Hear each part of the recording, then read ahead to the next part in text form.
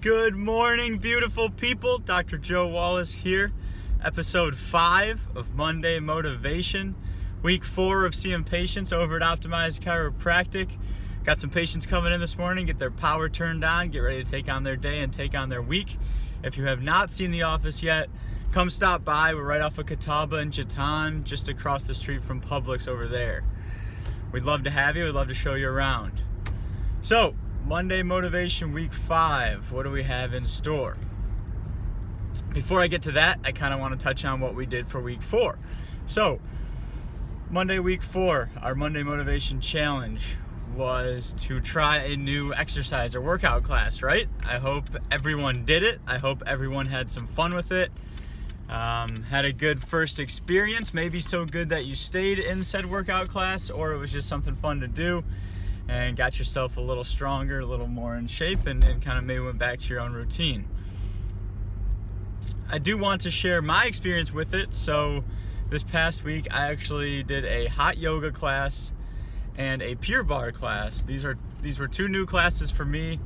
Loved both of them, had a great time. Did hot yoga over at Melting Point Yoga. That place is amazing. And then Pure Barre had a pop-up class at D9 Brewing that I did on Saturday, which was equally as amazing. It was a lot of fun. Good to experience one of those classes, and they're tough. If you haven't done one, I would suggest trying it. But a couple weeks ago, I did try F45 training in Cornelius and had an amazing experience there. Honestly, they do a 1 week free trial, so I think I did 4 classes in the week, and each and every class was amazing. The trainers are great, owners are great, everybody there working out is having a good time. That's one of my favorite parts of that experience, was the high fives between sets or afterwards was amazing. Everybody giving each other a high five, encouraging each other, and the trainers were always there to be encouraging and also give instruction when it was necessary. You know, if I was doing something wrong or slacking a little bit, they were there to kind of show me, hey, tuck your arms in and do this, or give me a little bit of encouragement to finish up that set the right way. So definitely would recommend checking out F45 if you have not done so. Amazing workout, amazing people. Brings us to our Week 5 challenge.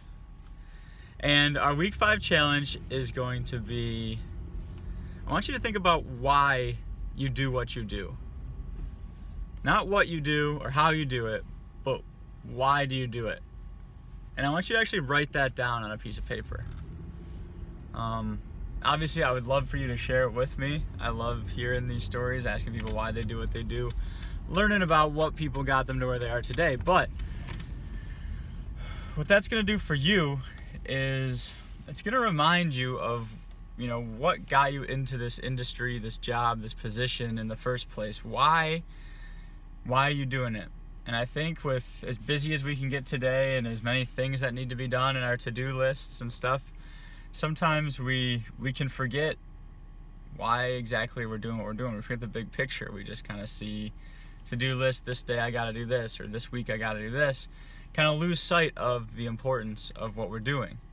So I think if you guys write down why you do what you do, it'll help you remember that, help you kind of get back to basics and get back to your foundation, and it'll help you operate from the why instead of the what or the how. When we're operating from our why, we're operating at such a higher level of energy, and we're attracting a higher level of energy, and we're able to be so genuine because everything we do has a why behind it, and everything we do relates to that why or comes back to that why. Everything we do is an attempt to strengthen that why we're doing something.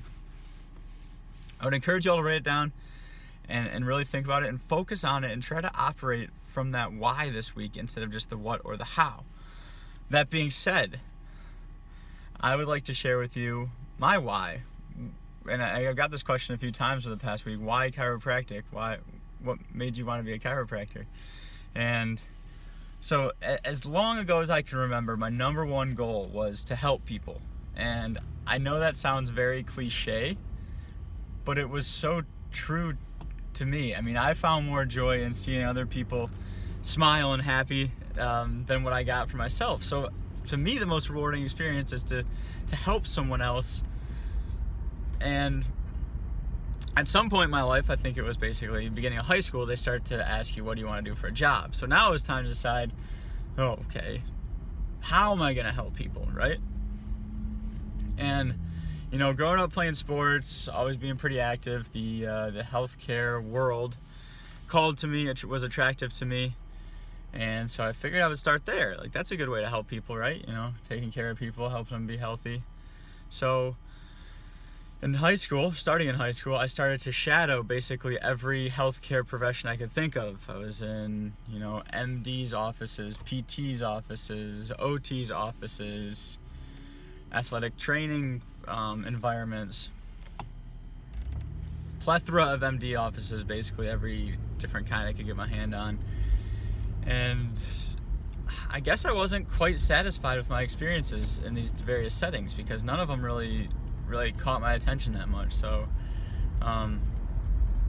stuck with it, and it was like, all right, well, I'm going to go into college. I'm going to be a kinesiology major, which basically sets you on a pre-med track, essentially. And after my freshman year of high school, I still wasn't quite sure. And one of my good friends after my freshman year of college, one of my good friends from high school was like, man, you got to meet my chiropractor. She's awesome. I think you guys would get along. I think you might really like what she does. So I did that. He introduced me to her, talked to her, and man, 180-degree different experience in that office than in other doctors' offices, right? Not all the patients were sick. Some had a smile on their face. The chiropractor had a smile on her face. The patients coming in were smiling, having fun, staying healthy. And the atmosphere was just so much more high energy. People were happy to be there. People were investing in their health and knew why they were investing in their health. So just off the bat, that atmosphere caught my eye. And then I sat down with her and kind of talked about a lot of the science and philosophy behind what being a chiropractor means, and all of it agreed with me. It was crazy. It was like, well, I'm already living this life exactly how she described a chiropractic philosophy and the chiropractic science. That's how I'm living my life, you know. Mine is getting adjusted. I didn't start getting adjusted till my sophomore year of college, which I got a really late start.